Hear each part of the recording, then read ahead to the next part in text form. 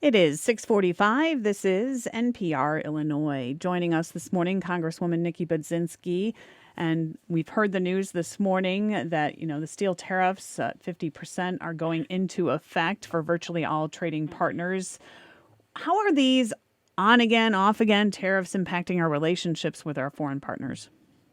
Yeah, good question. Good morning, Michelle. I actually, last week when I was at home in the district, I spent some time with two small businesses in particular, one in Edwardsville, a family owned business, the other another family owned business, but in Champaign, Martinelli's Market, to just hear what the impacts of this mean to the district and to our small businesses. And what I heard across the board is one, there is a ton of uncertainty. It is very difficult for small businesses, or quite frankly, any business in our district, to plan for these on again, off again tariffs by this administration. And then, second, they're telling me that there are increased costs to their bottom line. Um, and some of these costs eventually are not going to be able to be absorbed by these small businesses. So small businesses are facing some of the bigger challenges they've faced since COVID. And this is self-imposed by this administration. So very, very troubling what's happening and the impacts of it in the district. What about with our trading partners, Canada, Mexico, places like Mhm. that? I mean, how's that impacting our relationships overall? Yeah, it's not good. I mean, not all trading partners are the same. Obviously, Canada is a very different country than China. We have steel making in the 13th congressional district in Granite City.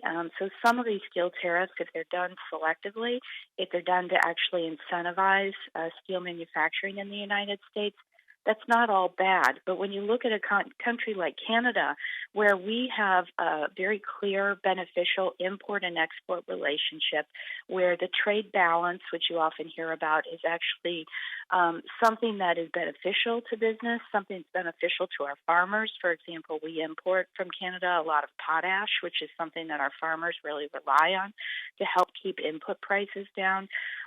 It doesn't make sense, and I think that's the real struggle that I have with the way this administration is applying these tariffs. It's across the board. It's unstrategic. It's raising costs, and it's really putting a big pressure on our small businesses to stay afloat.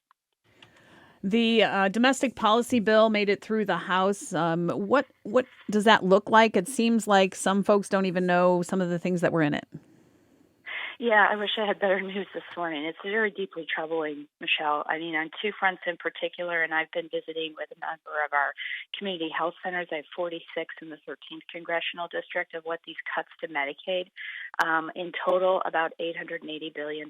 What that's going to mean in real time on the ground.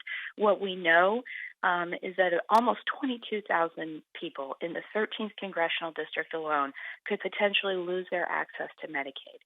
And this is very troubling. Not only that, but what we're seeing out of this bill is because of the cuts to health care, people's premiums, about 19,000 people's premiums within the 13th congressional district could go up by $1,000, and that's per year. That's a 44% increase in health care costs.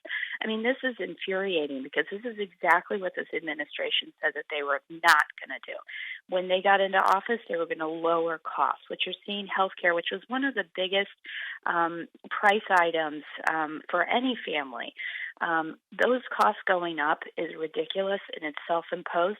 And the purpose of it is to give tax cuts to the super rich, people that don't need it in this country.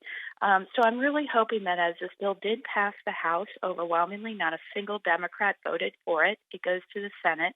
The Senate is going to make modifications, which I hope quite frankly, is to implode the bill or make it just focused on working people and middle class voters. That's unlikely, but whatever they do to it, it's going to have to come back to the House for concurrence. Th- This administration has been difficult to kind of figure out, and the confusion and kind of the chaos that has happened with the executive orders and things like that have made Mhm. it difficult for people every day to kind of know what's going on. And you have been one that has worked with folks across the aisle. What are Republicans that are saying? Are they concerned? Yeah, I think some of them will privately say, yes, they are concerned, but private concerns really don't matter in a moment like this when this bill is going to negatively impact our constituents so profoundly. I would also say, Michelle, for some of my Republican colleagues, these impacts of this bill are going to be most deeply impacted or felt in red districts and in red states, which is ironic to all of this. We need courage. We need Republicans to stand up for working people in this country, for middle class voters, to say enough is enough. If we want to do tax cuts, let's do it strategically for just the people in this country that are struggling to get by that need them, not the super rich. Obviously, there are cuts that need to be made in government, and all of those kinds of things. I think most people believe, there is some fat, and DOGE is trying to take care of that. But what does it look like? I mean, should we be continuing to make the cuts we're making? Well, look, I think you're absolutely right. I think people do want us to look at our spending. They do want government efficiencies, and I am all for looking for those in smart and strategic ways that don't hurt the people that we're representing. But what you're seeing, again, is this kind of chainsaw effect across the federal government that actually, in effect, DOGE has not been proven to say they're, at a bottom line, really saving any money. And as far as it goes for this tax package, it's a financial disaster for our country. It could potentially add up to $4 trillion to our national deficit. So while Republicans want to talk about waste, fraud, and abuse, they need to look in their own mirror and decide, what are we going to do with this tax package that is going to add trillions to our deficit, more deficit spending than any piece of legislation that goes back to COVID and our recovery, to any infrastructure law we've ever passed. This is the largest contribution to our deficit spending, and the Republicans are leading the way on this. Congressman Nikki Budzinski, thanks for joining us this morning.